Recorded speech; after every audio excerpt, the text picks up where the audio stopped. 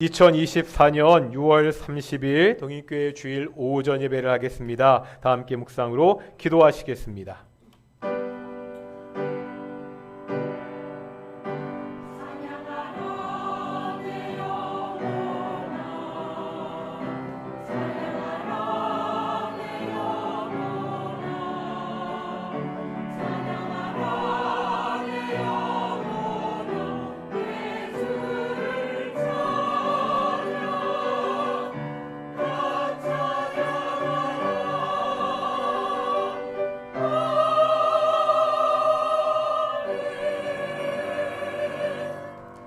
사도신경으로 우리의 신앙을 고백하겠습니다. 나는 전능하신 아버지 하나님 천지의 창조주를 믿습니다.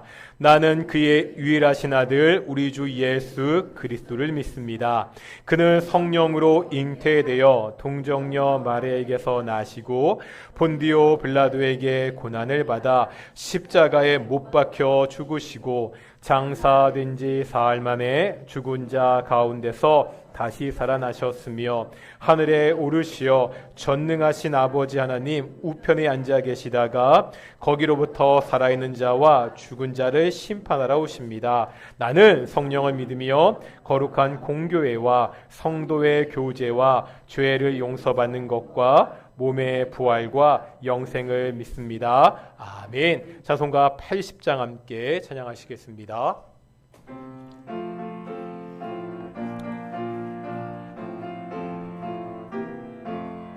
천지에 있는 이름 중 귀하고 높은 이름 나시기 전 지으신 구주의 이름 예수 주 앞에 내가 엎드려 그 이름 찬송함은 내 귀에 들린 말씀 중 귀하신 이름 예수 주 십자가에 달릴 때 명패에 쓰인 대로 저 유대인의 왕이요 곧 우리 왕이시라 주 앞에 내가 엎드려 그 이름 찬송함은 내 귀에 들린 말씀 중 귀하신 이름 예수 지금도 살아 계셔서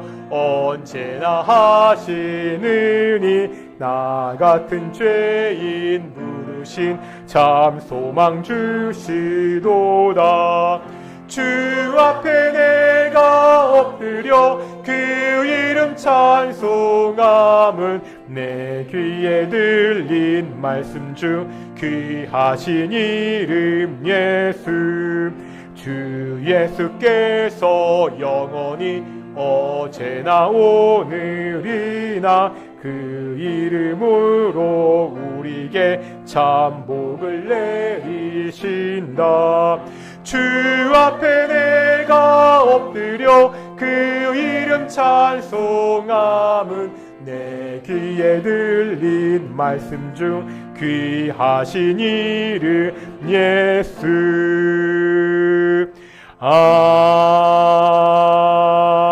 아멘. 성시 기독하겠습니다. 교독문 20번 시편 33편입니다. 우리 교독하겠습니다. 너희 의인들아 여호와를 즐거워하라. 찬송은 정직한 자들이 마땅히 할 바로다.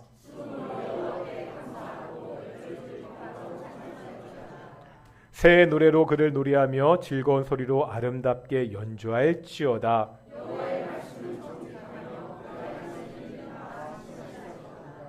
그는 공의와 정의를 사랑하시며 세상에는 여호와의 인자하심이 충만하도다.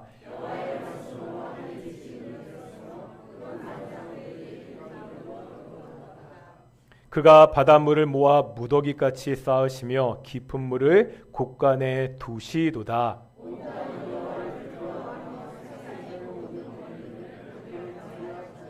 아멘. 자리에 앉으시겠습니다. 찬송가 185장 하겠습니다. 찬송가 185장입니다.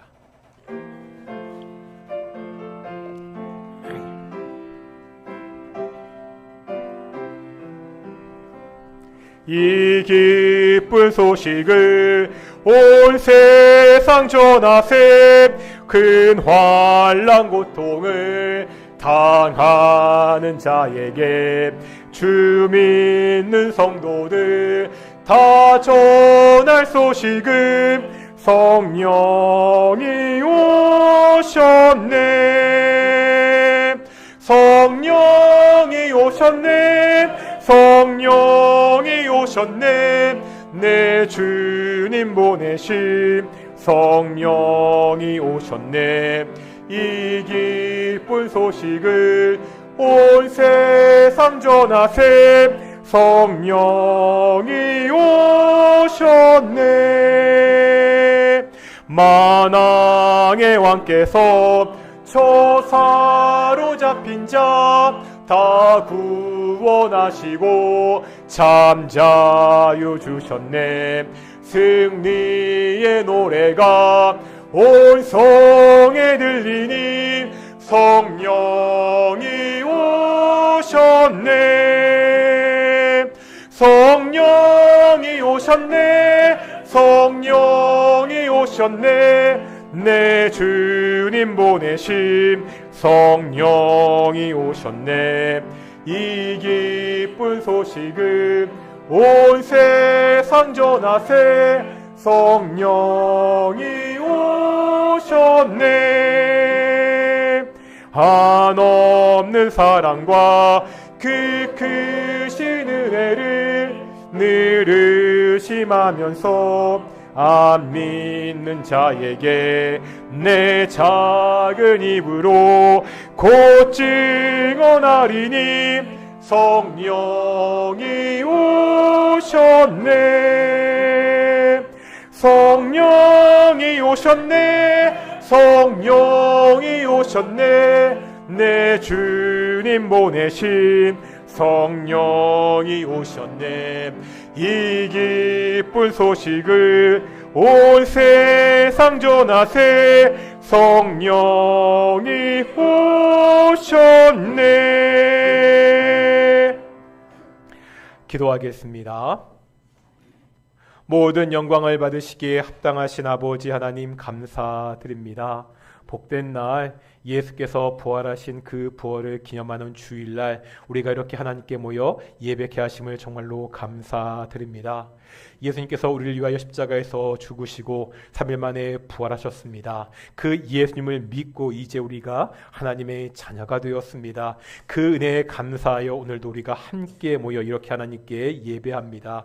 오직 성부, 성자, 성령 하나님 삼위일체 하나님 받으시는 귀한 예배가 되기를 소망합니다. 오직 하나님이 영광 받으시고 오직 하나님의 이름만 높아지는 귀한 예배가 되기를 소망합니다. 사랑하는 모든 동인의 성도들 오직 하나님께 나와서 영광의 하나님을 바라보는 시간이 될 수 있도록 인도해 주십시오. 오직 하나님께서 이곳 가운데 임재하셔서 예배에 참여한 모든 동인의 성도들 그 영광의 하나님을 만나고 돌아가는 귀한 예배가 될 수 있도록 주께서 함께해 주십시오. 하나님, 이 예배를 통해서 주께서 말씀하십니다. 우리가 그 말씀을 하나님의 말씀으로 듣게 하시고 그 말씀이 선포될 때마다 그 말씀에 복종할 수 있는 그러한 은혜와 의지를 우리에게 허락하여 주시옵소서. 감사드립니다. 이 모든 말씀 예수님의 이름으로 기도드렸습니다. 아멘.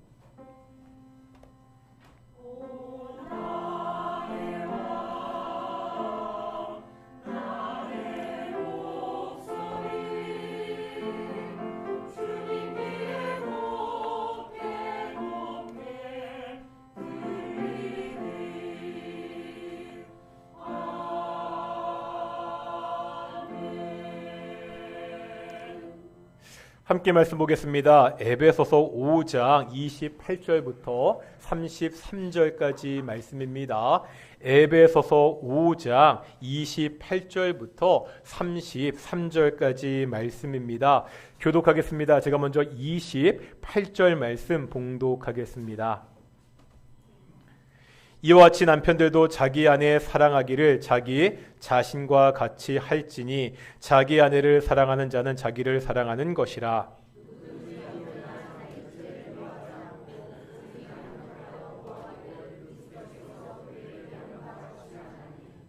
우리는 그 몸의 지체임이라.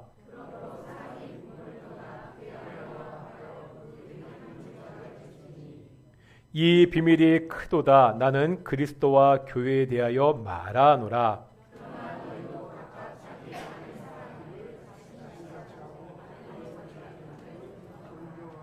아멘. 이 시간 갈리 찬양대 찬양으로 하나님께 영광 돌리시겠습니다.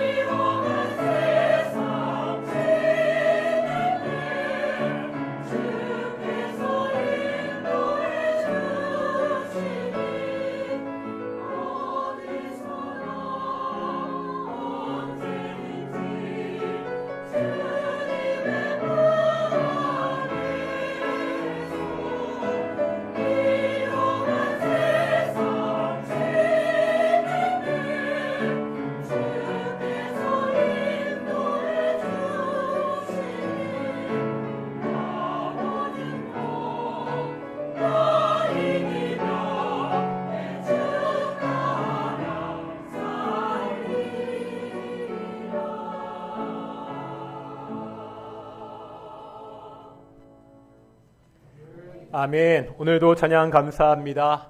우리 앞뒤 자분들과 인사하겠습니다. 하나님이 우리를 인도하십니다. 예, 찬양의 가사와 같이 때로 험한 일이 있을지라도 우리를 인도하시는 목자 되시는 하나님을 믿고 의지하며 살아가는 귀한 동인의 성도들이 되시기를 축원합니다. 다시 한번 인사하겠습니다. 하나님이 우리와 함께 하십니다. 예, 우리 온 동인교회 예배도 하나님의 임재가 함께 있는 영광의 하나님이 함께하는 귀한 예배가 되기를 그렇게 소망합니다. 제가 그 신방을 하다 보면 가끔 이런 말을 들을 때가 있습니다. 우리 교회 아니고요. 제가 전에 섬기던 교회에서 이런 말씀을 하신 것을 들은 적이 있는데, 남편이 교회도 다니지 않고 참 고집 불통이라는 그런 말입니다. 다른 사람의 말도 잘 안 듣고 설득하기도 참 힘들다고, 남편 때문에 참 힘들다는 이야기들을 많이 듣습니다. 그런데 반면에 부인이 고집불통이라는 말은 별로 들어보지 못한 것 같습니다. 어떻습니까? 보통 남자들이요, 여자들보다 더 고집불통입니까? 문화적 이유인지 생리적으로 그런지는 모르겠지만 경험적으로 좀 맞는 것 같지요. 오늘 본문을 봐도 여자들을 설득하는 것보다 남자들을 설득하는 것이 더 어려워 보입니다.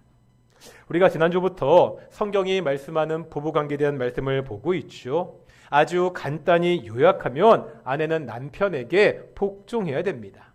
남편은 아내를 사랑해야 됩니다. 이때 왜 아내가 남편에게 복종해야 하는지는 한 가지 이유만을 말하고 있습니다. 반면에요, 남편들에게 아내를 사랑해라 이렇게 말하면서 어떻게 사랑해야 되는지, 왜 사랑해야 되는지는 세 가지나 이야기하는 것을 볼 수가 있습니다.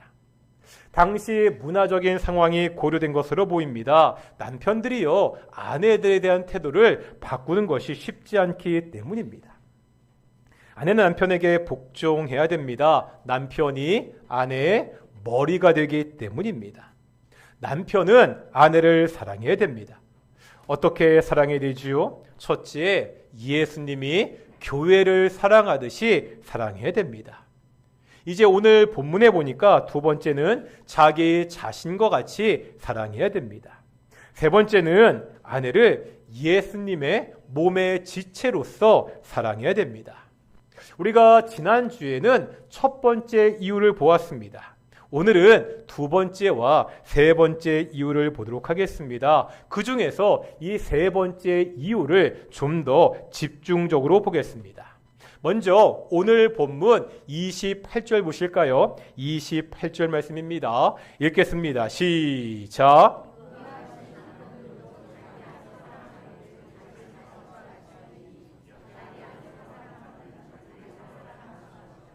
여기 보면 남편들이 아내를 사랑해야 된다 그렇게 말하면서 누구를 사랑하는 것 같이? 자기 자신을 사랑하는 것 같이. 사람들은요, 자신을 매우 아끼죠. 예를 들면 요즘 사람들은 동안이라는, 어리다는 말을 듣는 것을 굉장히 좋아합니다. 저도 가끔입니다. 나이에 비해 좀 어리다는 말을 듣곤 합니다. 그때마다 저는 이렇게 대답합니다. 고등학교 때부터 이 얼굴이어서 이제 지금 제 나이를 찾아가고 있습니다. 젊어 보인다는 말이 듣기 좋으라는 말이죠. 사회생활용 멘트라는 것을 저도 잘 알고 있습니다. 알면서도 사람들이 그런 말을 들으면 기분 나쁘지 않죠. 그래서 사람들은 어려 보이기 위해서 많이 노력합니다. 비싼 화장품을 사기도 하고요. 심한 경우 어떤 사람들은 수술을 하기도 합니다. 외모뿐만 아니죠. 건강에 대한 관심도 굉장히 많습니다. 운동도 많이 하고요. 먹을 것에도 신경을 쓰지요. TV에서 어떠한 음식이 몸에 좋다고 소개되면 다음날 시장과 마트에서 불티나게 팔리는 것을 우리가 많이 목격했습니다. 이렇듯 사람들은 자신의 몸을 가꾸고 돌보는 것에 열심히 있습니다. 이렇게 자기 몸을 사랑하듯이 자기의 몸을 아끼는 그 마음으로 아내를 사랑해야 된다 이렇게 말하고 있습니다. 이제 세 번째 이유를 볼 텐데요. 30절 보실까요? 30절입니다. 읽겠습니다. 시작. 굉장히 중요한 말입니다. 이제 결혼에 대해서 더 발전된 개념을 이야기하고 있습니다. 결혼이라는 것이 그냥 사람들끼리 결합하는 것을 넘어선다는 거죠. 예수님의 몸의 지체가 함께 되는 것이 결혼입니다. 이것을 강조하기 위해서 바울은 31절에서 창세기의 말씀을 인용하고 있거든요. 우리가 창세기 말씀을 직접 보도록 하겠습니다. 창세기 2장 24절입니다. 창세기 2장 24절 읽겠습니다. 시작.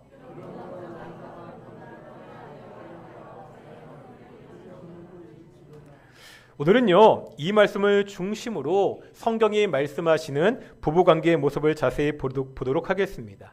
그런데 이 말씀은 단순히 부부관계에 대한 말씀이 아닙니다. 남자와 여자가 어떠한 존재인지 남자와 여자에 대한 말씀이기도 합니다. 다시 말하면 가정뿐만 아니라 이 교회에서도 우리가 살아가는 사회에서도 남자와 여자가 어떠한 관계여야 되는지를 우리에게 보여주고 있습니다.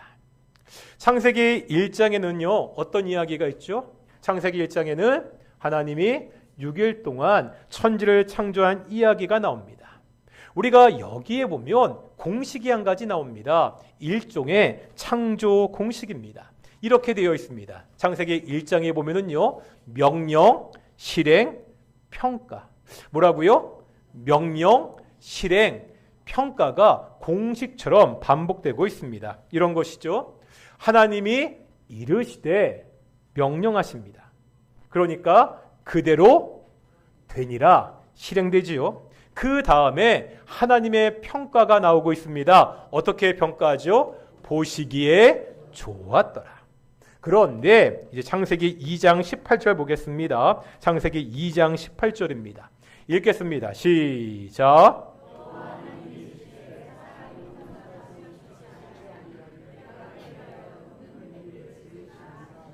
아멘. 여기에 보니까 하나님이 보시기에 좋지 않은 것이 나오고 있습니다. 뭐죠? 사람이 혼자 사는 것입니다.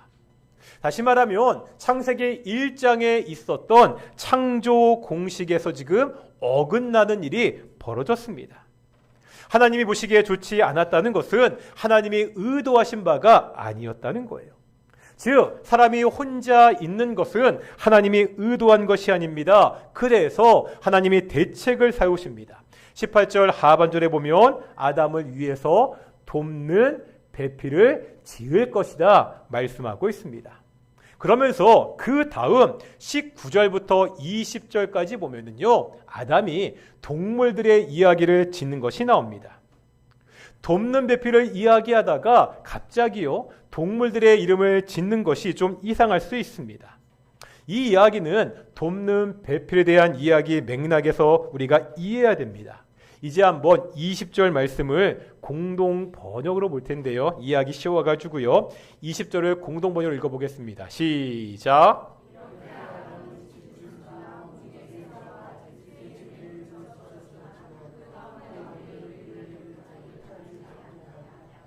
지금 아담이 동물들의 이름을 지어주고 있잖아요. 이 과정에서 한 가지 사실을 깨닫게 됩니다. 동물들은 다 짝이 있습니다. 그런데 자기는 혼자입니다. 내 일을 도울 사람이 없다는 것을 알게 됩니다. 외로움을 알게 된다는 거죠. 그래서 22절에 보면 하나님께서 아담의 갈빗대 하나를 취하시고 여자를 창조하셨다고 나오고 있습니다. 드디어 남자에게 아담에게 돕는 배필이 생기게 되었습니다. 그런데 여기서 한 가지 생각해 볼 것이 있습니다. 돕는 배필, 어떤 느낌이 드십니까? 돕는 사람, 좀 도와주는 사람, 조력자라는 느낌이 있습니다. 좀 열등한 느낌이 있다는 거죠. 다시 말하면 남자가 메인이고 남자가 메인으로 일을 하고 있고 여자는 그 옆에서 도와주는 사람, 이런 느낌을 가질 수 있습니다. 하지만 우리가 원어를 잘 살펴보면 그렇지 않습니다. 여기서 돕는 배필이라고 사용된 단어 원어를 보면 에제르 케네게도, 다시요, 에제르 케네게도라는 말입니다. 케네게도에서 앞에 전치사 케를 빼면 네게부가 나옵니다. 이 말은 문자적으로 얼굴이라는 뜻이 있습니다. 여기에서 뭐 정면이나 반대편, 상대편 이런 의미가 나오게 됩니다. 한쪽이 열등하다는 뜻이 없습니다. 인격적으로 동등한 상대입니다. 또 돕는다고 이야기했잖아요. 돕는다는 말은 에제르란 말이거든요. 이 에제르라는 말이 구약 성경에 보면 20번 사용됩니다. 그런데 16번이 하나님께 사용되고 있습니다. 한번 시편 121편 1절과 2절 보실 텐데요. 121편 1절과 2절입니다. 읽겠습니다. 시작.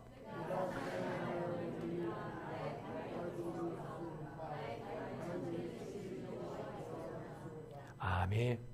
지금 시인은 자신을 누가 도와주신다고요? 하나님이 나를 도와주신다고. 나의 도움이 하나님께로부터 온다고 고백하고 있습니다. 이때 우리가 하나님이 도와주시는 것을 열등한 사람이 돕는다고 말할 수 있습니까? 그렇지 없죠. 돕는 배필이라는 것은 단순한 조력자를 말하는 것이 아닙니다. 하나님이 사람을 도와주듯이 동등한 위치에서 함께 일하는 동역자를 말합니다. 이것을 확인할 수 있는 것이 하나 더 있습니다. 이제 창세기 2장 볼 텐데요. 창세기 2장 21절입니다. 2장 21절 읽겠습니다. 시작.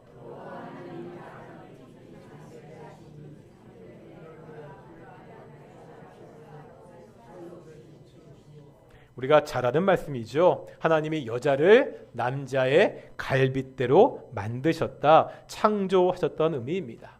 이 구절을 잘못 해석하면 여자는 남자의 부속 일부분일 뿐이다, 이렇게 볼 수 있습니다. 하지만 매튜 헨리라고 세계적인 성경학자가 있습니다. 매튜 헨리는 이 구절을 이렇게 해석합니다. 한번 천천히 읽어보실 텐데요. 읽겠습니다. 시작.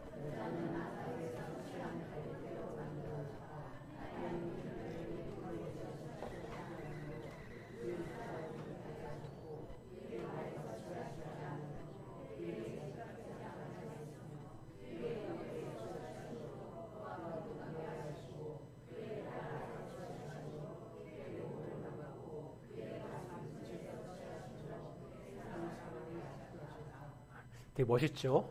저도 이런 글을 쓰고 싶은데 쉽지 않습니다. 머리가 아니라는 거예요.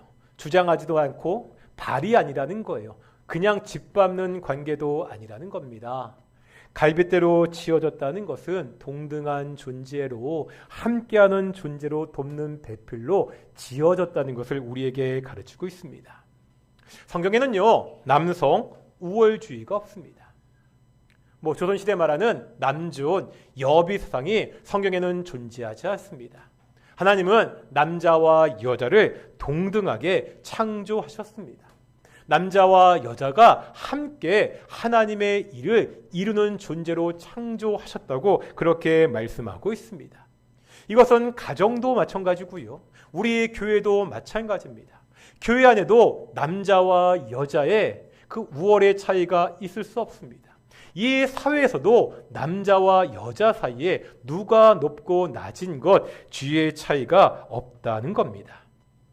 이렇게 하나님께서 남자와 여자를 돕는 배필로 지으시고 이제 결혼이라는 제도를 통해서 한 몸으로 만들고 있습니다. 이것이 에베소서에서 인용했던 창세기 2장 24절의 말씀인데요. 다시 한번 창세기 2장 24절을 읽어보겠습니다. 시작.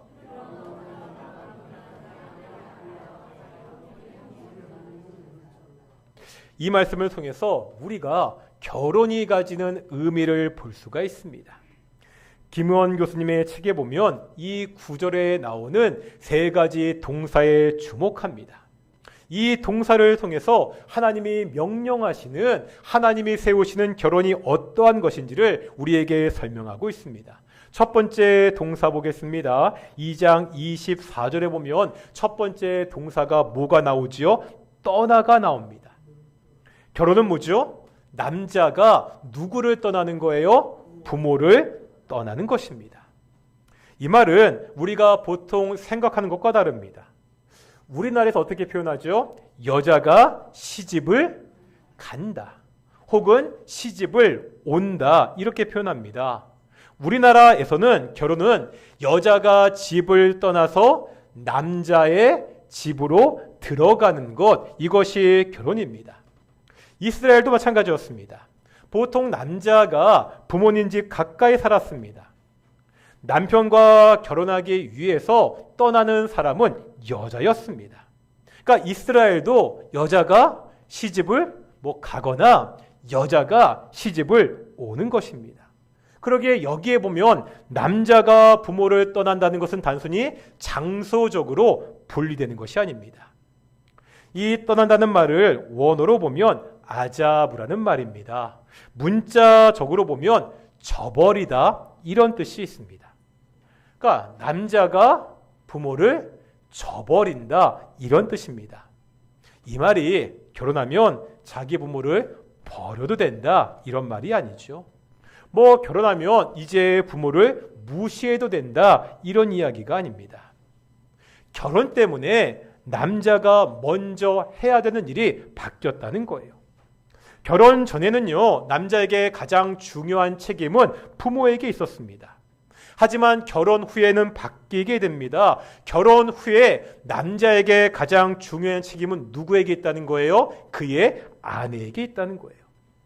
떠난다는 말은 장소의 분리가 아닙니다. 책임과 관계가 분리되는 겁니다. 결혼 전까지는요, 아버지의 책임하에 가정이 유지되었습니다. 이제 결혼으로 새롭게 꾸며지는 가정은 새로 결혼한 그 당사자에게 책임이 있다는 겁니다. 남자가 새로 꾸려진 그 가정을 책임져야 됩니다. 누구보다도 아내와의 관계를 가장 먼저 해야 됩니다. 이것이 성경의 원리입니다. 이런 말씀을 들으면 아들을 가진 부모들이 좀 서운할 수도 있습니다. 그러기에 아들들이 지혜롭게 처신해야 됩니다. 부모들의 마음이 서운하지 않도록 해야죠. 하지만 부모들도 분명히 인정해야 됩니다. 결혼은요, 새로운 관계를 만들게 됩니다. 남자는 먼저 자기 아내에 대한 책임을 져야 됩니다. 마마보이라는 말이 있죠. 이 마마보이의 문제는 유학해서 엄마의 눈치를 보는 것이 아닙니다. 여전히 남자가 누구를 떠나지 못한 거예요? 부모를 떠나지 못한 거예요. 성경은 분명히 부모를 떠나서 자신이 책임을 지는 가정을 꾸리라고 말씀하고 있습니다. 이제 두 번째 동사를 볼 텐데요. 두 번째 동사가 뭐지요? 합하여입니다. 남자가 그 아내와 합해라 이렇게 말하고 있습니다. 여기에 사용된 단어는 원어로 다바크라는 단어입니다. 이 다바크라는 단어는 꽉 달라 붙는다. 무슨 뜻이라고요? 꽉 달라 붙는다 이런 뜻이 있습니다. 이것도요, 우리가 보통 생각하는 것과 다릅니다. 보통은 이렇게 이야기하잖아요. 여자가 좀 약한 존재이니까 남자에게 달라붙어야 된다. 하지만 성경은 반대로 말하고 있습니다. 남자가 여자에게 꽉 달라붙어야 된다는 겁니다. 다시 말하면 결혼은 어떤 관계죠? 남자가 여자에게 달라붙어야 되는 관계입니다. 남편이 아내를 온 마음으로 사랑하는 것입니다. 그래야 그 결혼 생활이 제대로 유지될 수 있습니다. 우리가 성경의 용례를 볼 텐데요. 이 다바크란 단어가 이스라엘 백성들이 하나님과 연합하는 것, 함께하는 것에 사용되고 있습니다. 우리 신명기 10장 20절 보겠습니다. 신명기 10장 20절입니다. 읽겠습니다. 시작.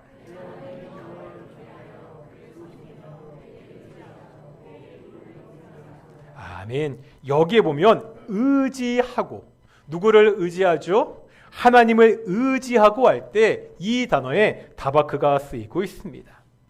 이렇게 보면 남편이 아내를 사랑하는 것은 보통 일이 아닙니다. 하나님을 사랑하는 마음으로 사랑해야 됩니다. 남편들이 참 부담스럽죠. 지난주에도 말씀드렸지만 저도 그렇습니다. 그러기에 남자들이 노력해야 됩니다. 다시 한번 말씀드리지만 결혼은 단순히 좋아하는 사람들끼리 함께 사는 것이 아닙니다. 결혼을 해서 가정을 세우고 그 가정을 통해서 하나님이 주신 사명을 이뤄가야 됩니다. 생육하고 번성하고 땅을 정복하고 다스리라는 그 사명이 가정에서 시작되는 것을 성경은 말씀하고 있습니다. 우리가 이 가정을 지키기 위해서 최선의 노력을 해야 됩니다. 마지막 세 번째 볼까요? 마지막 세 번째 보면 둘이 한 몸을 이룰지로다, 이렇게 말씀하고 있습니다. 이건 우리가 좀 익숙한 것 같아요. 결혼을 뭐라고 이야기하죠? 결혼해서 두 사람이 하나가 되는 것이다, 이렇게 이야기합니다. 그런데 성경이 말씀하는 것은 단순히요, 감정적이고 정서적인 면을 넘어섭니다. 보통 부부관계를 몇 촌이라고 이야기하죠? 무촌, 영촌이라고 이야기합니다. 어떤 뜻입니까? 보통은 촌수를 따질 수 없을 정도로 친밀한 사이이기 때문에 영촌이다, 무촌이라고 이야기합니다. 그런데 다른 면으로 보면 서로 혈연적으로는 아무런 관계가 없다는 말도 됩니다. 부부관계는 친족관계가 성립하지 않는다는 거예요. 그런데 성경은 그렇게 말하지 않습니다.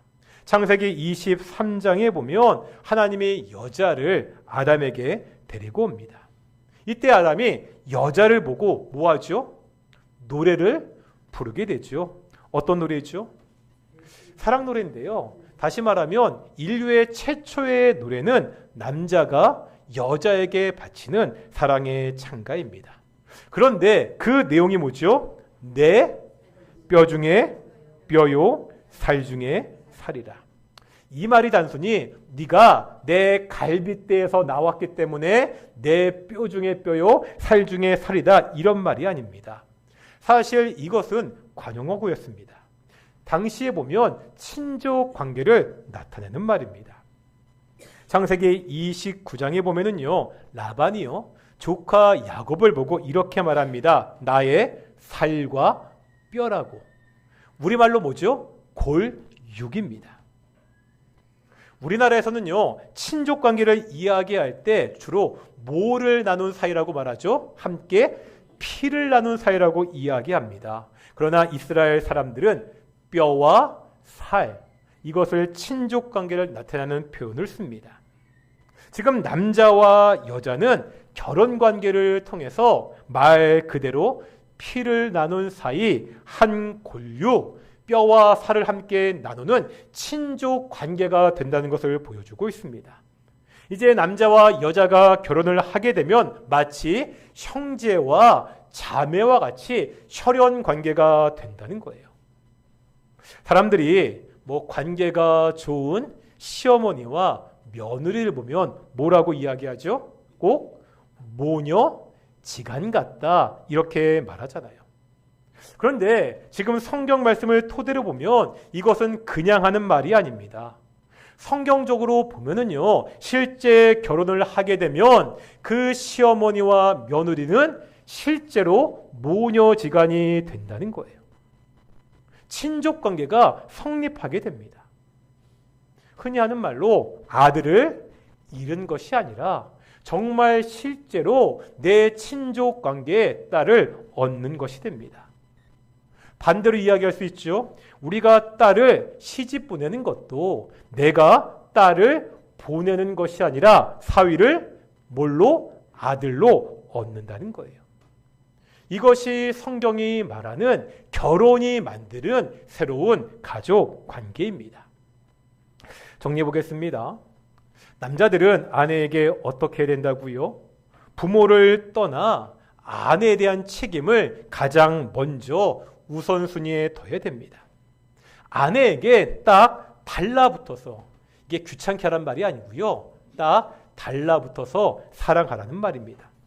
아내와 말 그대로 한 몸이 되어야 됩니다. 이것이 성경이 말씀하시는 결혼의 모습입니다. 어떻습니까? 우리 동인교회, 우리 남편들은 이렇게 하고 있습니까?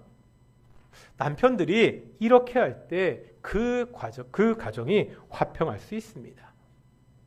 우리가 2주에 걸쳐 남편과 아내의 관계를 보았습니다. 다시 한번 우리의 가정을 살펴보겠습니다. 우리 동인교회 아내들은요, 예수님께 순종하듯이 남편에게 순종하고 있습니까? 이것이 옳다고 말씀하고 있습니다. 우리 동인의 남편들은 예수님이 교회를 사랑하듯이 자기 몸을 아끼듯이 아내를 내 한 몸의 지체로서 사랑하고 있습니까? 이것이 옳다고 우리에게 가르치고 있습니다. 우리 사랑하는 청년들, 또 결혼을 앞둔 부모들이 분명히 알아야 되는 사실이 있습니다. 왜 믿는 사람들과 결혼해야 되죠? 왜 반드시 믿는 배우자를 얻어야 됩니까?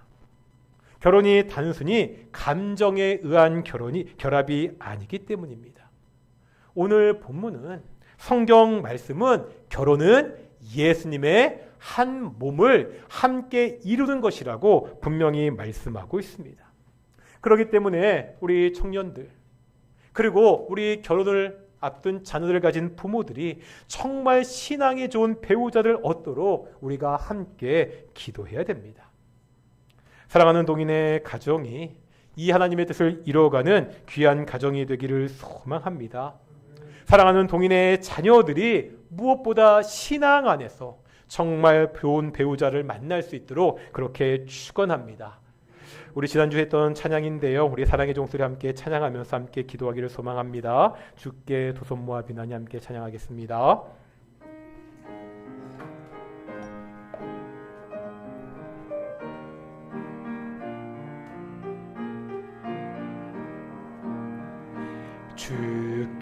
주께 두 손 모아 비나니 크신 은총 베푸사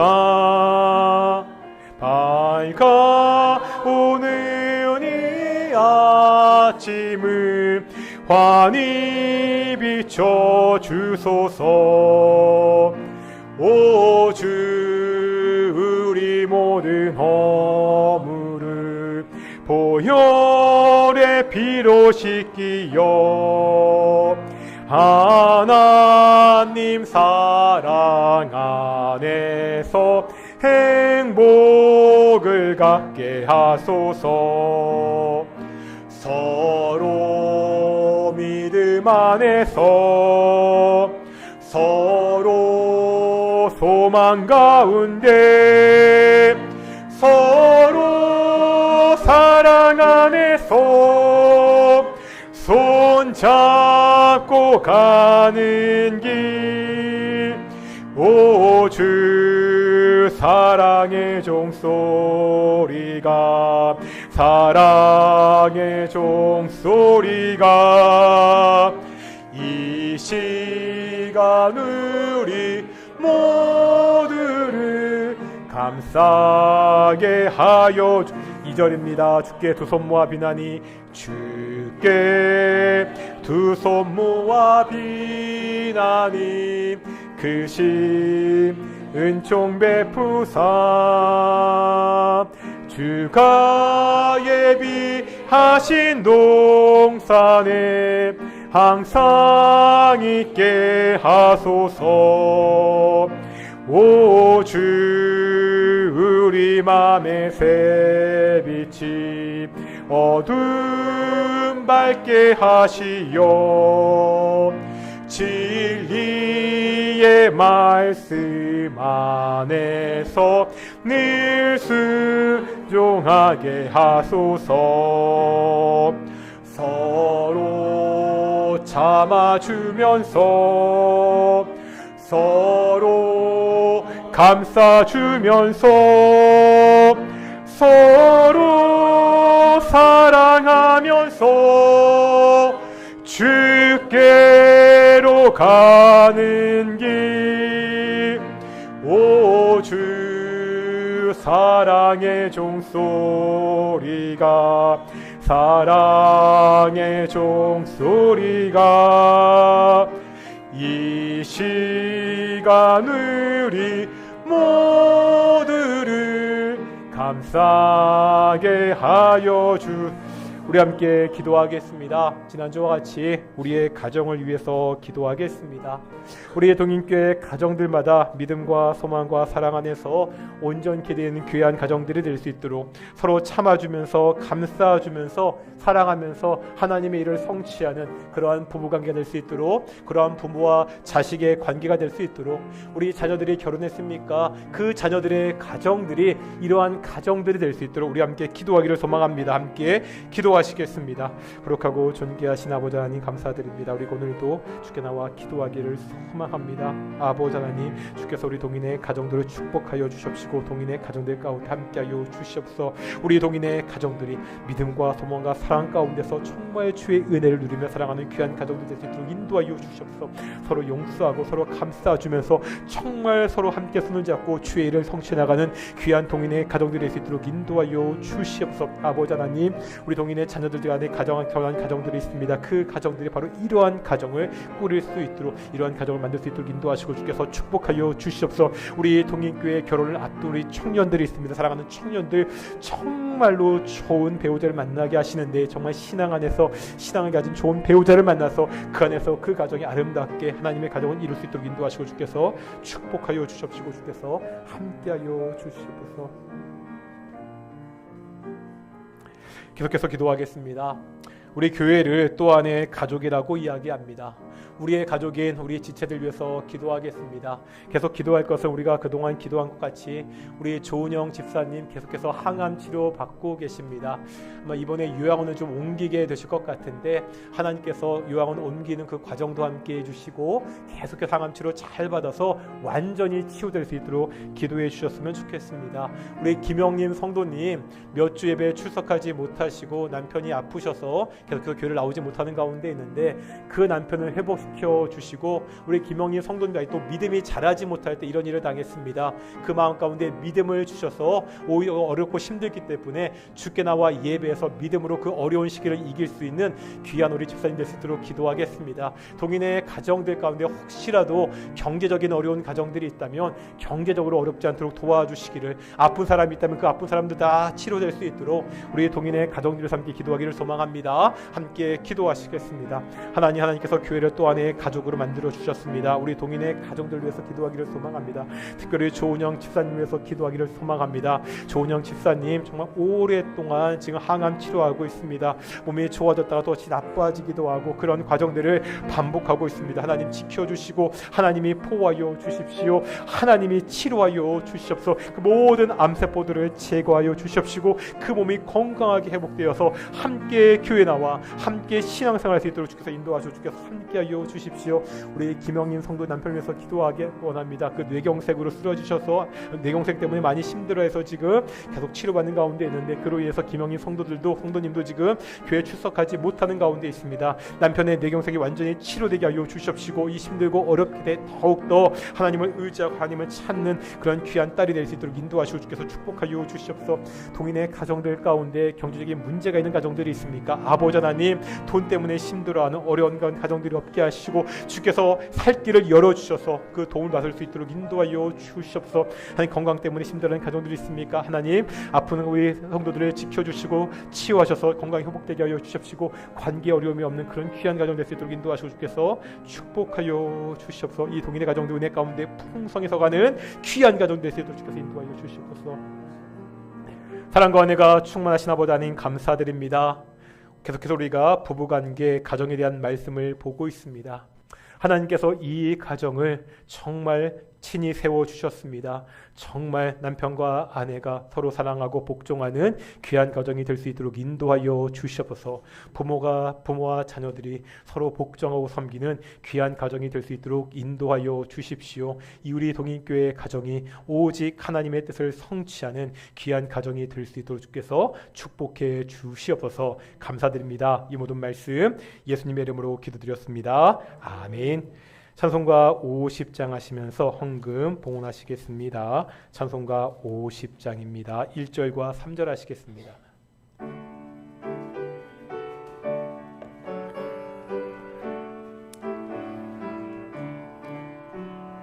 내게 있는 모든 것을 아낌없이 드리네.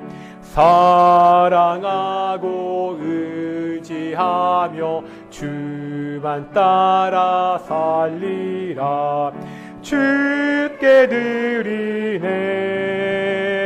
주께 드리네.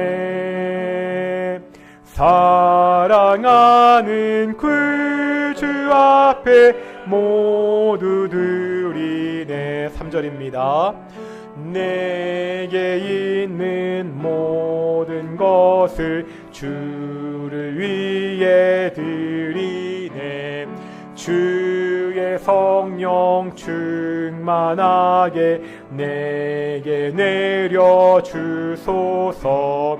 주께 드리네. 주께 드리네. 사랑하는 구주 앞에 모두 드리네.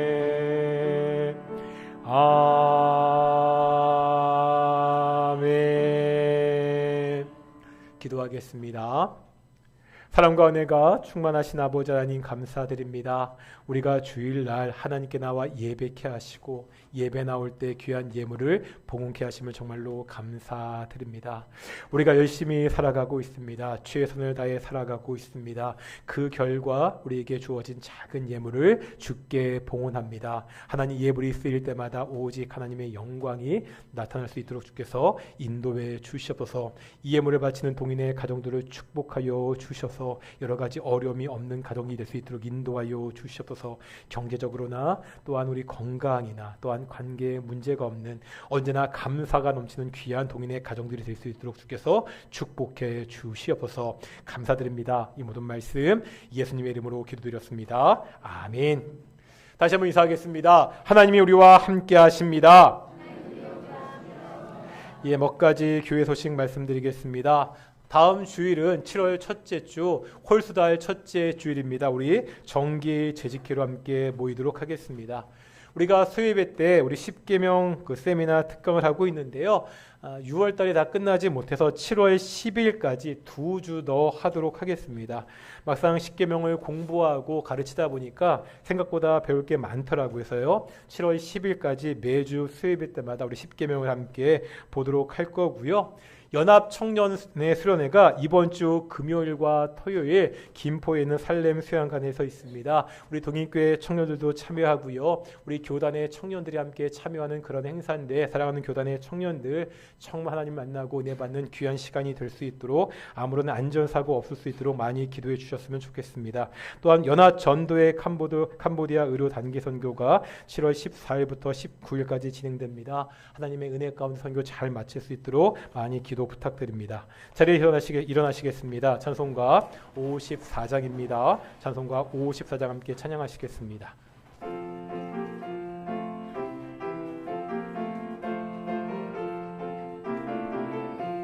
주여 복을 구하노니 편히 가게 하시고 사람마다 주 은혜로 이기도록 하시고 광야 같은 세상에서 항상 인도하소서.